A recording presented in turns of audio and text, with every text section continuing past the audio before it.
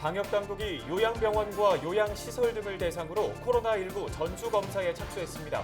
이번 검사는 최근 요양병원과 재활병원을 중심으로 집단 감염이 잇따라 발생한 데에 따른 조치입니다. 사회적 거리 두기가 1단계로 내려간 뒤 처음으로 맞이한 지난 주말, 지역 곳곳에서 문화 행사가 열렸습니다. 불광 이동에선 자동차 극장이, 안양천에선 모기장을 치고 영화를 보는 모기장 영화관이 마련돼 시민들의 눈길을 끌었습니다. 밖에 나가니까 기분도 좋고 영화 보는 캠핑하는 것 같았어요.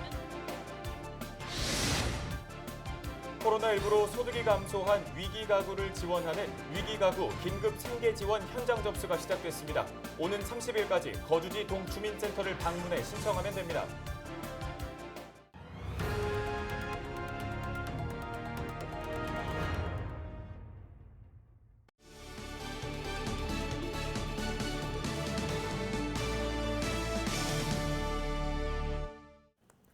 시청자 여러분 안녕하십니까? 헬로티비 뉴스 시작합니다. 코로나19 관련 소식 먼저 전해드립니다. 최근 부산과 경기도 광주 등의 요양병원과 재활병원에 이어 서울에 있는 콜센터에서 집단 감염이 잇따라 발생하면서 지역사회가 다시 긴장하는 모습입니다. 방역당국이 서울 등 요양병원 종사자와 이용자를 대상으로 코로나19 전수검사에 착수했습니다.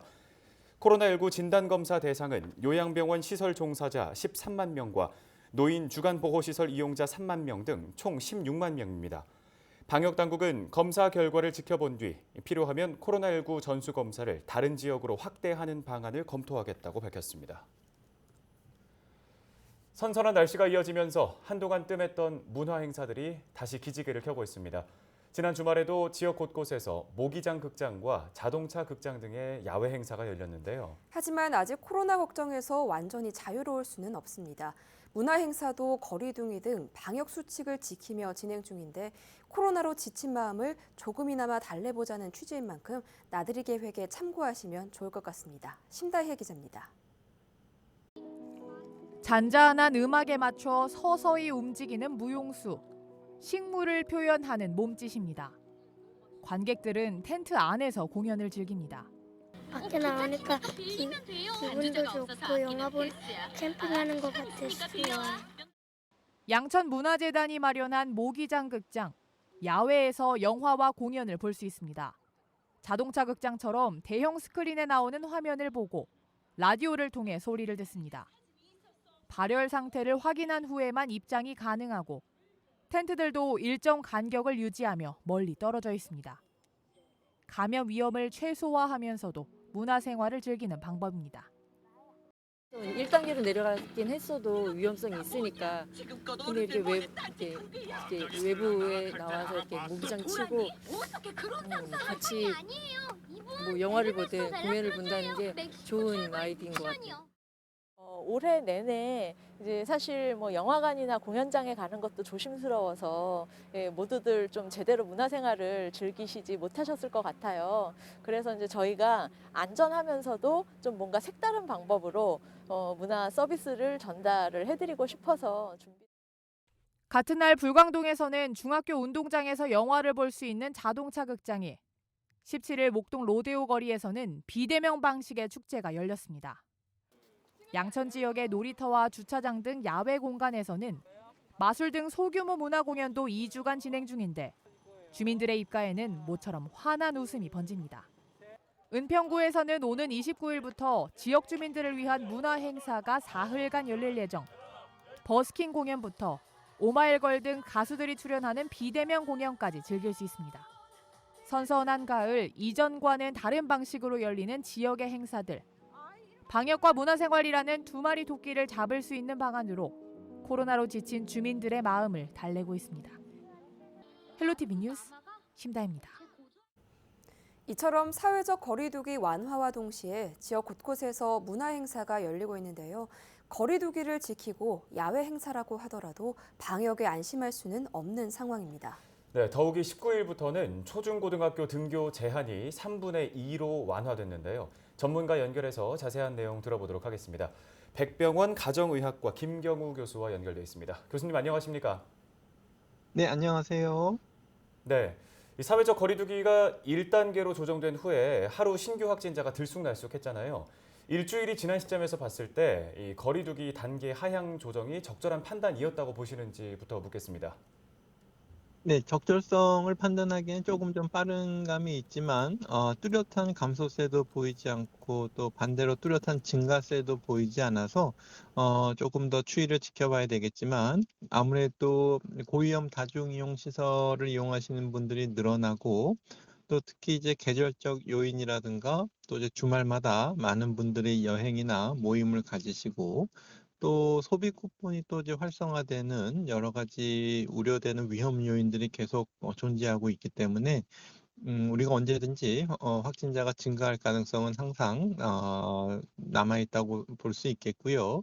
우리가 8월에 경험을 봤을 때 8월 16일에 거리두기 2단계로 강화했지만 그럼에도 불구하고 11일 후인 27일 날 440명까지 확진자가 급증한 경험이 있기 때문에 우리가 확진자 수를 가지고 괜찮다고 안심하거나 방심하셔서는 절대로 안 된다고 할 수 있겠습니다. 네, 알겠습니다. 또 19일부터 학생들의 등교도 확대됐는데요. 특히 초등학교 1학년과 중학교 1학년 학생들은 매일 등교를 하게 됩니다. 또 방역과 관련해서 교내에서 특히 조심해야 할 부분들은 어떤 게 있을까요? 네, 기본적으로 잘 아시는 것처럼 개인적인 방역, 그러니까 마스크와 손 씻기를 잘 해주셔야 되겠고, 또 환경적인 방역, 실내 공기 환기와 표면 소독, 이런 것들을 신경 써주셔야 되겠고, 또 조금이라도 의심 증상이 있는 경우에는 등교를 하지 말고, 적극적으로 코로나 검사를 받아야 되겠고요. 무엇보다 교내에서의 어떤 감염 전파 사례는 그렇게 많지는 않았는데, 학교 밖에서 특히 지역사회라든가 또 가족 간의 감염이 또 잘 일어날 수가 있기 때문에 아무래도 학생이 있는 가족분들은 특히 다중이용 시설을 이용하는 것을 조금 자제해 주시고 또 학생들끼리도 이제 방과 후에 이러한 고위험 다중이용 시설을 함께 다니고 이런 것들을 좀 주의하는 것이 필요할 것 같고요. 또 학생들뿐만 아니라 교직원분들도 자기 증상이 있지 않는지 그리고 적극적으로 검사받고 하시는 예방 노력이 필요하시겠습니다. 네, 이제 수능도 다가오고 있기 때문에 학교에서의 방역 활동도 굉장히 중요해 보입니다. 또 한편 지난 여름 캠핑장에서 집단 감염이 발생한 적이 있었잖아요. 이제 가을 단풍철이 시작되기 때문에 또 명소마다 행락객들이 몰릴 것으로 예상이 되는데 야외는 비교적 안전하다 이렇게 생각하시는 분들이 많은데 실제로는 어떨까요? 네, 물론 야외는 실내보다 비교적 안전하지만 야외에서도 가까운 거리에서는 비말 전파로 인한 감염이 일어나기 때문에 야외에서 항상 가까운 거리의 접촉은 주의하셔야 되겠고요. 아무래도 그렇기 위해서 사람이 붐비는 곳으로 나들이 가는 것은 최대한 피하셔야 되겠고, 가시게 되면은 마스크를 야외라고 하더라도 착용해 주셔야 되겠고요. 또 이제 마스크를 착용하신 상태에서 이제 등산이라든가 또 이제 힘든 활동을 하시게 되면은 조금 더 힘드실 수가 있기 때문에 자신의 체력에 맞는 활동량 또 신체 강도를 자신 체력에 맞게 유지해 주셔야 되겠고요. 또 중간중간 좀 자주 휴식을 취해 주시는 것이 필요한데 이제 마스크를 벗고 쉬실 때는 주변에 사람들 간격이 2m 이상 충분히 떨어진 좀 한적한 곳에서 마스크를 벗고 좀 중간중간 자주 휴식을 취해 주시는 것이 좋겠고요. 무엇보다도 이제 야외 나들이 가실 때 이제 단체로 이제 그동안 안 만났던 분들과 단체로 어디 버스를 타시거나 식당에 가서 식사를 하시거나 이런 것들은 피하셔야 되겠고 또 나들이 후에 이제 발열이라든가 호흡기 증상이 있으시면은 코로나19 감염증이라든가 아니면 진드기에 물려서 생기는 이제 찌찌가무시라든가 중증열성 혈소판 감소 증후군과 같은 바이러스 감염증의 가능성은 없는지 반드시 진료를 받는 것이 필요하시겠고요. 또 이제 진드기에 물리지 않게 하기 위해서는 긴팔과 긴 옷을 입으시고 다녀오셔서 이제 남아있는 진드기가 없는지 이제 샤워와 또 세탁 이런 것들이 필요하시겠습니다. 네, 오늘 도움 말씀 감사드립니다. 지금까지 백병원 가정의학과 김경욱 교수였습니다.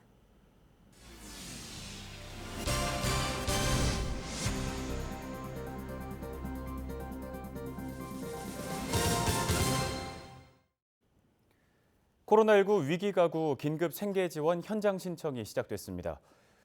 은평구는 오는 30일까지 코로나19로 소득이 감소한 위기 가구를 지원하기 위한 위기가구 긴급 생계지원 현장 신청이 가능하다고 밝혔습니다. 지원 대상은 코로나19로 인해 일자리를 잃거나 휴폐업 등으로 소득이 25% 이상 감소한 가구입니다. 단 기초수급 생계급여나 국가형 긴급복지 등으로 혜택을 받은 가구는 신청이 불가능합니다. 신청 기간은 온라인 접수는 오는 30일까지 복지로 홈페이지에서, 현장 접수는 주민등록 관할 동주민센터에서 할 수 있습니다.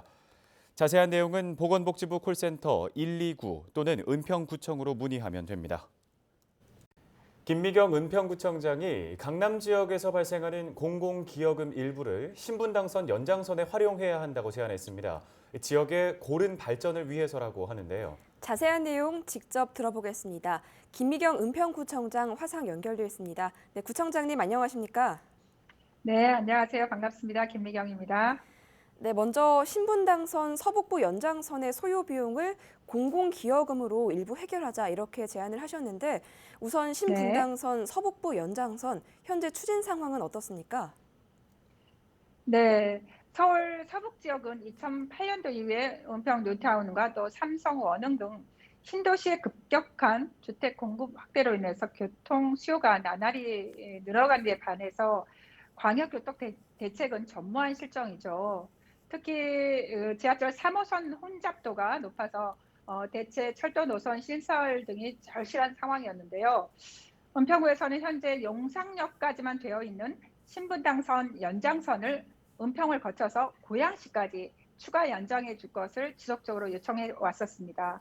근데 지난 2018년 7월에 한국개발연구원 KDI에서 신분당선 서북부 연장선에 대한 예비 타당성 조사를 착수하였고요. 또 2019년 4월에는 관계기관 중간 점검 회의에서 경제적 타당성이 부족해서 사업 추진이 어렵다는 의견이 나온 이후로 현재까지 조사 결과가 지연되고 있습니다.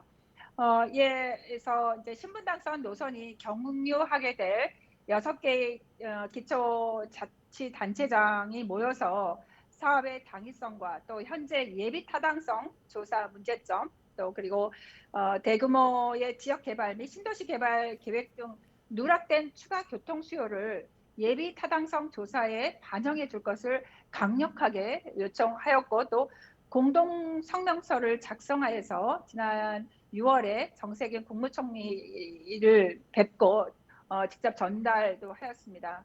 또 이제 사업 추진 기관인 서울시는 사전 타당성 보완 용역을 지금 2021년 상반기까지 연장해서 해당 노선의 경제적 타당성을 제고할 수 있는 방안들을 적극 강구하고 있는 상황입니다.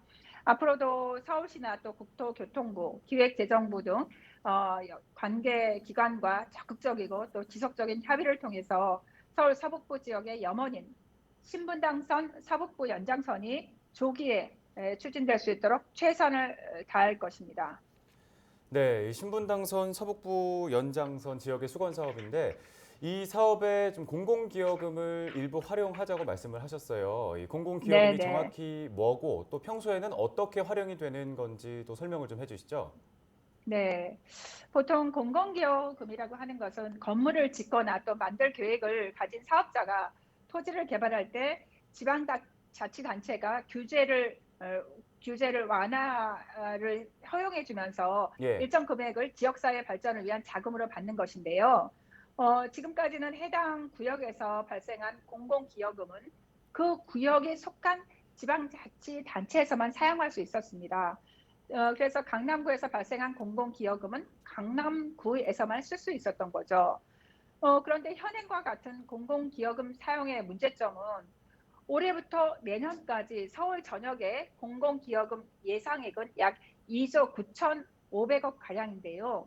이 중 소위 강남 3구에서 발생한 공공기여금이 81%인 2조 4천억 원에 달하고요. 나머지 22개 구는 다 합쳐도 19%인 5,500억밖에 되지 않는다는 거죠. 가뜩이나 지금도 강남북의 생활 인프라의 차이가 심한데 결국 그 격차가 더 벌어질 수밖에 없는 구조적인 문제를 지금 안고 있다고 볼 수밖에 없는 것이죠. 네, 현재 공공기여금을 이 광역지자체도 사용할 수 있도록 하는 법령을 개정 진행 중인데 이를 두고 네네. 서울시와 일부 강남 지역 지자체 간에서 갈등도 번지고 있습니다. 이 상황에서 제안하신 공공기여금 일부를 이 신분당선 연장선에 활용해야 한다는 당위성은 무엇인지도 알려주시죠. 네. 말씀하신 것처럼 은평구는 강남과 서울 서북부를 잇는 신분당선 서북부 연장선의 소요 비용을 공공기여금 일부를 해결하도록 제안 드리고자 합니다. 예. 지금의 강남은 타 지역의 자원이 투입되고 또 중앙정부의 지원을 받으면서 급속도로 성장한 대한민국 최초의 신도시라고 할 수 있는데요. 반면에 강남 개발이 시작된 후 50년 동안 서울 지역 간의 불균형은 더욱 심화되었다고 볼 수 있죠. 또 교통 분야 하나만 보더라도 서울시 전체 424개 동 중에 도보로 10분 내에 전철역이 하나도 없는 170개 동 중에 많은 동이 서울 서부권에 위치해 있고요. 여기에 반해서 서초구는 전체 18개 동 가운데 12개 동에 또 강남구는 22개 동 중에 14개 동에 3개의 전철역이 있습니다. 그러니까 이러한 불균형을 해소하기 위해서라도 이제는 강남 지역에서 발생하는 공공기여금은 강남에서만 쓸 게 아니라 서울 지역의 균형 발전을 위해서 쓰일 때라고 생각을 합니다.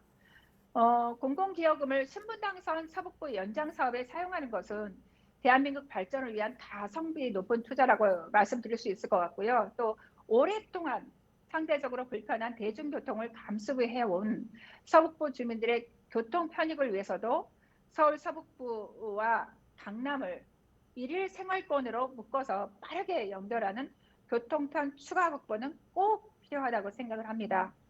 50년 전에 서울이 키워낸 강남이 이제는 통 크게 환원한 모습을 기대하고 또 그것이 공공기여금의 중요한 요소인 공익성에 가장 부합되는 방향이라고 생각되어집니다.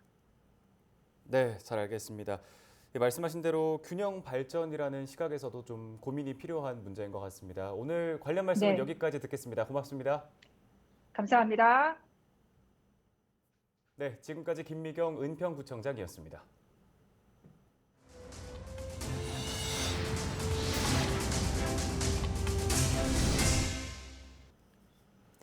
내년도 양천구 생활임금이 1,702원으로 결정됐습니다. 양천구는 내년 생활임금이 올해보다 3.8% 인상된 1,702원으로 결정됐다고 밝혔습니다. 생활임금 적용 대상은 구청과 출자, 출연기관 소속 근로자입니다. 이번 인상으로 법정 노동시간인 209시간을 근무하면 정부에서 결정한 2021년도 최저임금 대비 40여만 원이 더 많은 월 223만 6천 원의 임금을 받게 됩니다. 오는 12월 열리는 세계 한국어 교육자 대회를 앞두고 한국어 교육자들이 한자리에 모여 한국어 교육 역량 강화를 위한 연수를 받았습니다. 세종학당재단은 지난 16일 세종학당교육센터에서 2020 세계 한국어 교육대회 사전연수를 진행했다고 밝혔습니다. 이날 연수에는 유치원과 초중고등학교, 대학교에서 한국어를 교육하고 있는 관계자 40여 명이 참석했습니다. 교육은 온라인 교육 콘텐츠를 활용한 교환 작성과 다문화 배경 학습자 한국어 교육 방안 등을 주제로 진행됐습니다. 세종 한국어 교재를 실제 수업 시간에 활용할 수 있는 방법을 구체적으로 알려주셔서 굉장히 도움이 많이 되었고요. 앞으로 조금 더 많은 한국어 교육 현장에 계신 선생님들에게 이런 워크샵 기회를 조금 더 제공을 많이 해주셔서 활용을 할 수 있는 그 범위가 좀 넓어졌으면 좋겠습니다. 세계 한국어 교육자 대회는 문화체육관광부 주최로 국내외 한국어 교원들의 교육 전문성 강화를 위해 매년 개최되고 있으며 올해는 코로나19로 대면과 비대면 복합 방식으로 12월 9일부터 11일까지 사흘 동안 열립니다.